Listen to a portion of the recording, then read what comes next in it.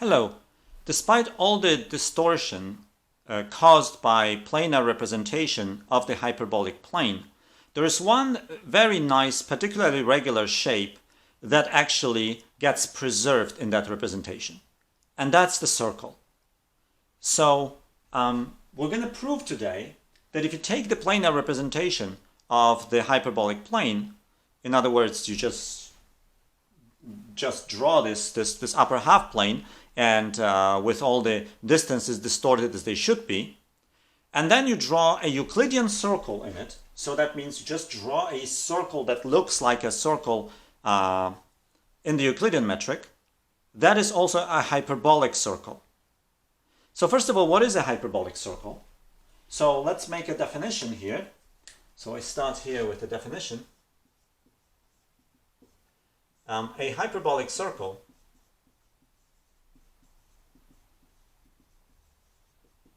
is the locus of points on the hyperbolic plane whose distance, hyperbolic distance,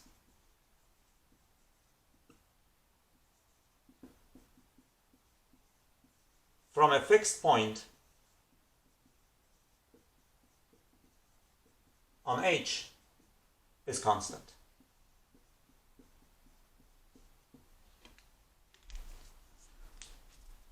That's what you would call a circle. A circle is a locus of points that are equidistant from a given point. In this case, because we're in the hyperbolic plane, the distance that is of interest to us is the hyperbolic distance. And the claim says that if I draw a Euclidean circle, that's also a hyperbolic circle. That means if I look at the locus of points whose Euclidean distance is constant from some fixed point, in this case O, then it is also the locus of points whose hyperbolic distance from some fixed point is constant. Now, that fixed point cannot possibly be the same as that O. In other words, the center of the hyperbolic circle is different from the center of the Euclidean circle. So the center of this Euclidean circle, Q, is O. But when we view Q as a hyperbolic circle, its center must be somewhere else. But using the symmetries of the hyperbolic distance, of the hyperbolic formula for the length, you see that the center must lie on the y-axis, except it has to be closer to the x-axis than the center of Q as the Euclidean circle. Just because the hyperbolic length treats these distances closer to x as larger than those that are further away from x. So to counterbalance this, the center has to be a little lower. I mean, so that the hyperbolic distance from B to A is equal to the hyperbolic distance from C to A. I wanted to make one remark about the generality of what I'm going to prove. It seems like I chose my circle to be in a very special position. Namely, its center falls exactly onto the y-axis. However, we proved in a previous video that a horizontal translation on the hyperbolic plane is a rigid motion. So that means horizontal translation is a rigid motion for both the Euclidean distance and the hyperbolic distance. For the Euclidean distance, we've known it for a long time, but in the last video I also proved it for the hyperbolic distance. So what that means is that if I start with a circle somewhere else on the hyperbolic plane, I could just move it horizontally so that its center now falls on the y-axis.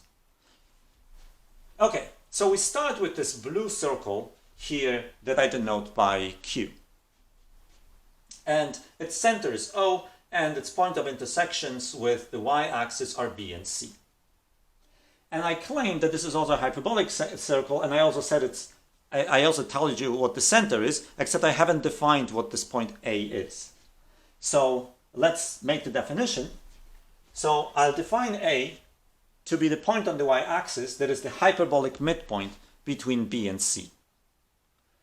So, in other words, this distance AC must be equal to the distance BA. Well, duh, right? If this is supposed to be the center of the circle, then at least this point should be of the same distance from it as that point. So it has to be the midpoint of any of its diameters. Okay, look at this statement. It has to be the midpoint of any of its diameters. This is one of the diameters. What is a diameter? A diameter is a geodesic that goes through the center of the circle. So if I claim that this is the center of the circle, then this is definitely a geodesic, right? Vertical lines are geodesics.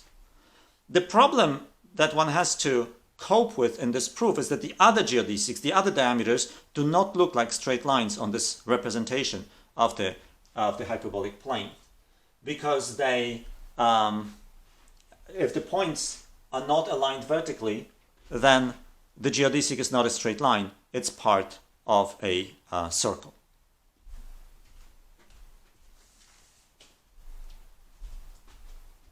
So here I drew for you another geodesic. How did I get that? Well, how do geodesics on the hyperbolic plane look like? They are circles centered somewhere on the x-axis. So I pick a point on the x-axis and just draw a circle that goes through this suspected center of this circle. And if I'm right, if this is really a hyperbolic circle, then this part is one of the radii, and so is this part. So that means these two hyperbolic lengths have to be the same, if I'm right. Okay? And note that by moving this point along the x-axis, I get different geodesics that go through A, right? I can always, if I pick a point here, then I can draw another geodesic that goes through A, and that's going to look like, it's going to go up here and down here, and then again I'm claiming that this bit must have the same length as that bit. So if I show that all these little arcs that extend from these, that are parts of these geodesics that are centered at the x-axis, have the same hyperbolic length, then I have proven that this is a hyperbolic circle. So if I denote this point here by E and this point here by F, then I would want to show that the hyperbolic distance between A and E is equal to the hyperbolic distance between A and F. Okay? I just want to again stress before we move on with the proof that this is enough, this is what we want. Because these things, these arcs, are like straight lines. In the hyperbolic world, they are straight lines. In this representation of the hyperbolic world, they don't look like straight lines, they look like parts of circles, but they are straight lines in the hyperbolic world. They go through the center. So if I show that the distance between this point and that, and this point and that, are always the same no matter which geodesic I pick, that means that this is the center of the circle. Right? In a circle, if I extend the diameter in both ways, if I extend sort of two radii from the center, then of course the distance from the center to one intersection with the circle and the distance from the center to the other intersection must be the same. That's essentially the definition of a circle. So we want to show something like that. Okay? And it's not only for this one geodesic, this is completely arbitrary at that point. Right? If I keep moving it closer, you'll get geodesics that pass like this, through A. Alright? Or further like that. And I'm saying no matter how you choose it, this distance should be the same as that distance. But in fact, even better, I'm going to show that this is actually equal to always that same distance here. Now, that you should agree that that is definitely enough for the proof, right? Because that means if I just keep moving this around, I keep getting these geodesics here, and I claim that always this hyperbolic distance along this geodesic is the same as that. That means all these points on the circle have the same distance from A as C has from A. So they really form a circle. Alright, so this is our ultimate goal. Now, we're a little bit far away from this goal. We're first going to do something with inversions. Okay, so we defined what an A is. And now I'm going to introduce some notation. So first of all, little k will be the radius of the circle Q, centered at O. And so this is O, right? And this is 0. So, sorry, my O looks kind of like my 0. So O has coordinates 0, because it lies on the y-axis, comma B. And then if that's the case, then B is just 0 B plus K, right? K is the radius of that circle. And C will be 0 B minus K, right? It's this minus that. So it's going to be B minus K. Okay. Now what is A? What are the coordinates of A? So we showed in a previous video that the hyperbolic midpoint between points B and C has the property that its y-coordinate is equal to the geometric mean of the y-coordinates of these 2 points that it is the midpoint of. So we know, maybe I should say this, as A is the hyperbolic midpoint,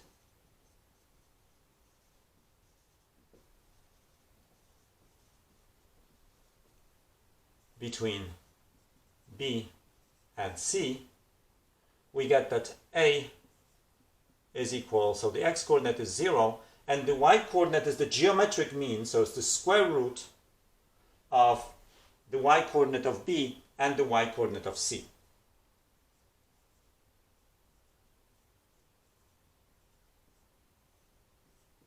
So this is 0, the square root of B squared minus K squared. And now I'm going to define A prime. Oh.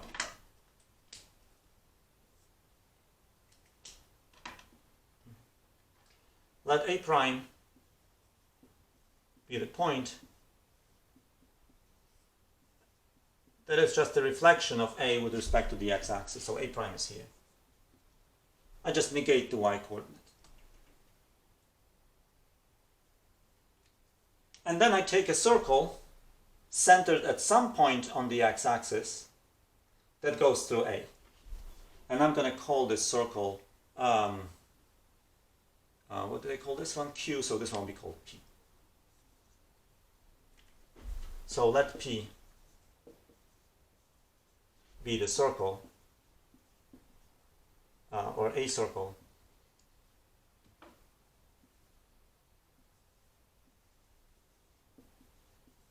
centered at some point x0, 0 that passes through A.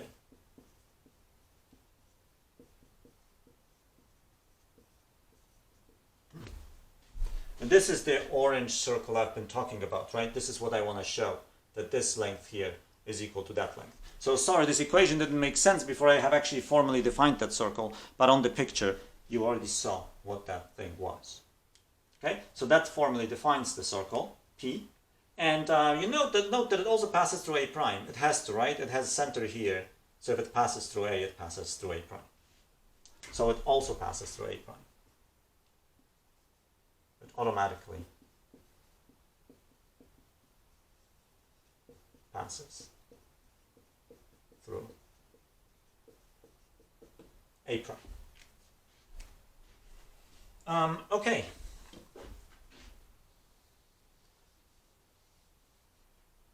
So maybe let's write some of these coordinates here. So this O was 0b. This B is 0 B plus K. And the C is 0 B minus K.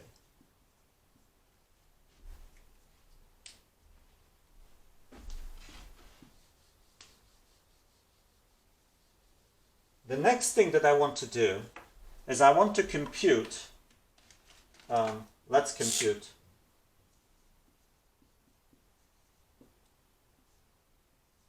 the length OA and the length OA prime. This is the Euclidean length. Euclidean. Okay? The little subscript here means Euclidean length. So what's the distance from O to A? Well, that's B minus the y-coordinate of A, so that's B minus the square root of b squared minus k squared. And what's the distance from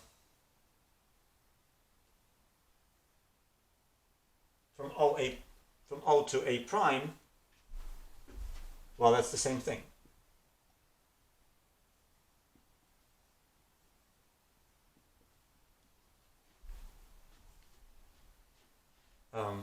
Sorry, no, it's b plus that distance. It's not the same,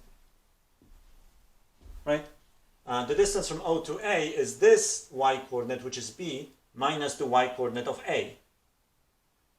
This distance is the y-coordinate of b minus the y-coordinate of A prime. So it's adding, right? This distance here is b, and this distance here is b squared minus k squared. Okay, so what do I get if I multiply them together?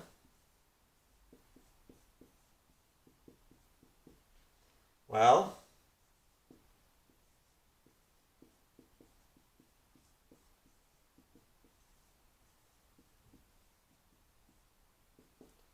b squared minus k squared, I get k squared. So what? Maybe I will write also the coordinates of b of A here, so I have them on the board. Radical b squared minus k squared. Okay, so I can erase this part.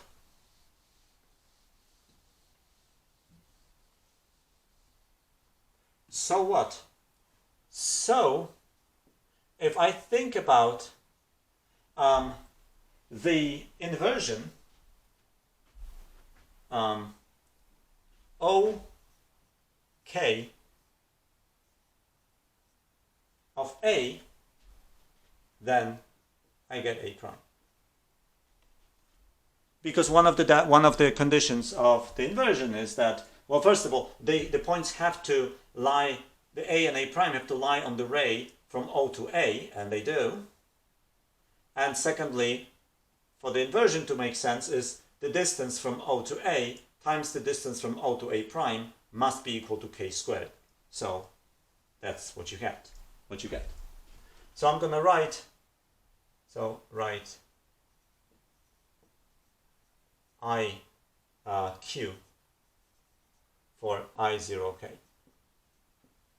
Okay, so it's just going to be, I'm just going to emphasize the circle of inversion here rather than writing the center and the radius. So this is just going to be here, circle of inversion.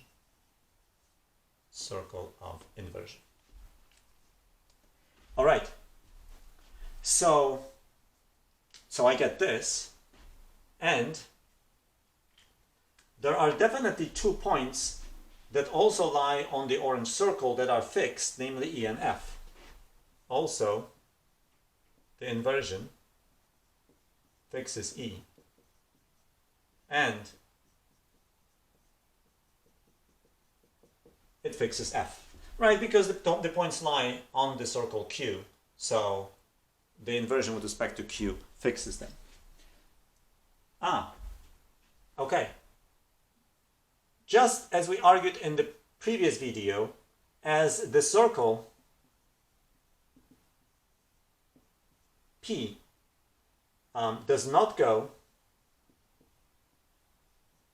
doesn't pass through the center of inversion,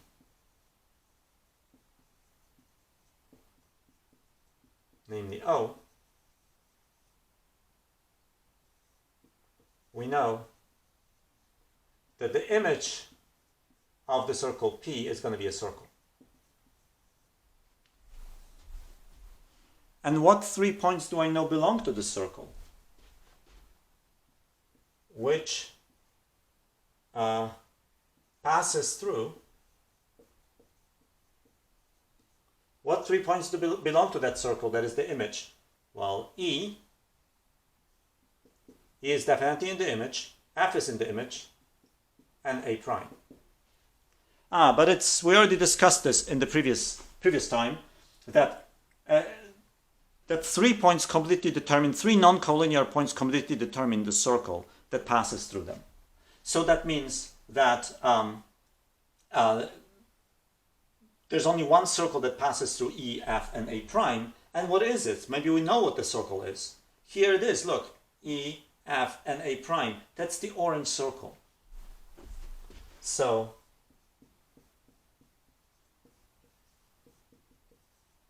IQ of P is equal to P. In other words, the inversion with respect to Q maps the orange circle P back to itself. Again, we already discussed this, this principle. How do we know this? We took 3 points on this orange circle, A, E, and F, and they were sent by the inversion to A prime, E, and F. I know the orange circle doesn't pass through the center of the inversion, so I know its image is another circle. And I already know 3 points that lie on that other circle. They are namely A prime, E, and F, those that I got from the inversion. Oh, but there's only one circle that passes through A prime, E, and F. Every time you give yourself 3 non-collinear points, there's only one circle that passes through them. So I already know one such circle, namely P passes through A prime, E, and F. But there's only one such, so that means this circle here must be P. So in other words, IQ of P is equal to P. Okay. So there's a little proposition here that I'm going to use.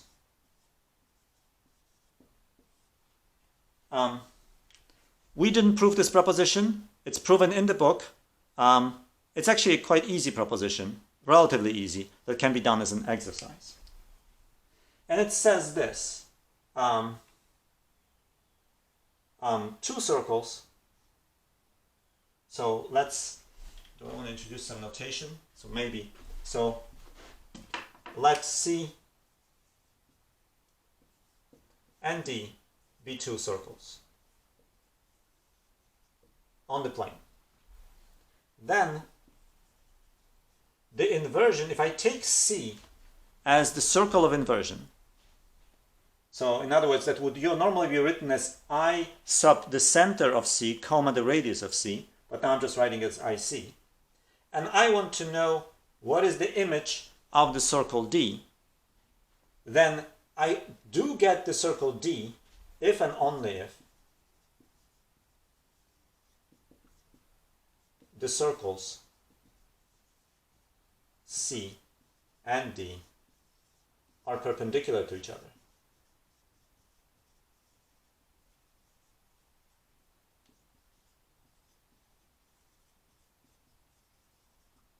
Remember what it means for 2 circles to be perpendicular. That means the tangent lines are perpendicular.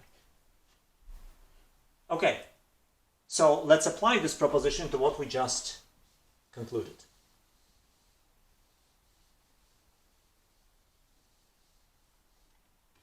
And we're going to apply it twice and in both directions.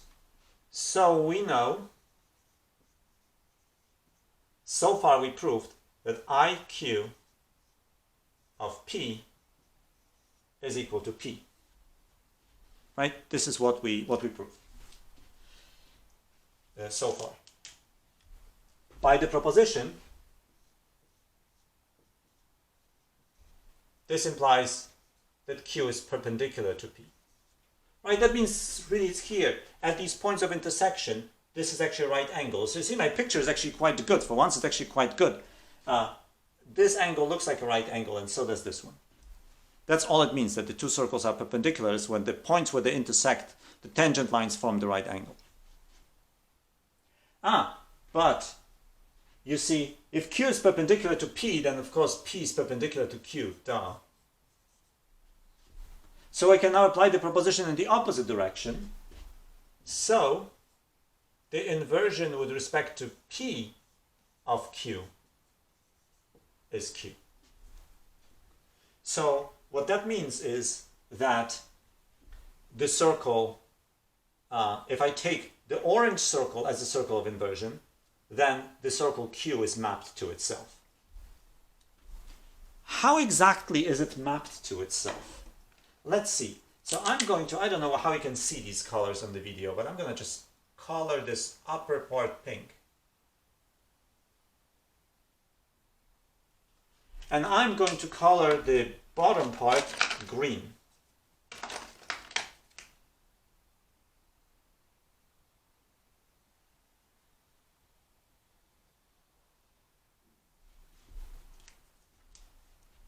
So if the inversion with respect to the orange circle maps Q back to Q, then it has to map the green part to the pink part, right? It fixes the points E, but then this part of the circle Q is closer to the center. I mean, its distance is, it actually lies, I'm sorry, it lies inside the orange circle, so it has to be mapped to the part that lies outside, and vice versa. So if we denote, I'm just going to write it like this without introducing any particular notation. So IP of the pink arc EF, it's the pink arc,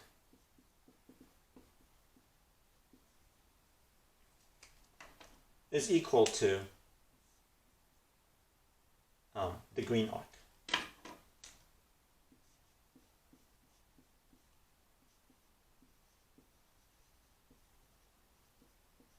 Green arc.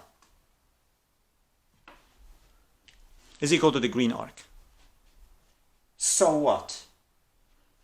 One of the upshots of the previous video was that inversion is a rigid motion on the hyperbolic plane, which means the length, the hyperbolic length of the pink part must be the same as the hyperbolic length of the green part. Okay, so let's write this because this is kind of important. So the hyperbolic length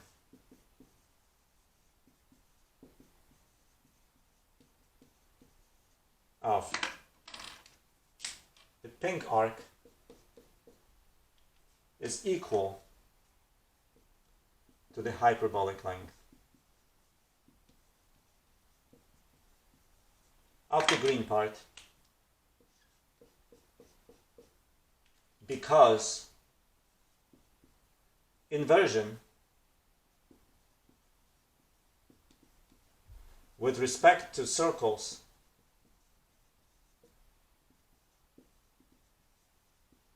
centered on the x-axis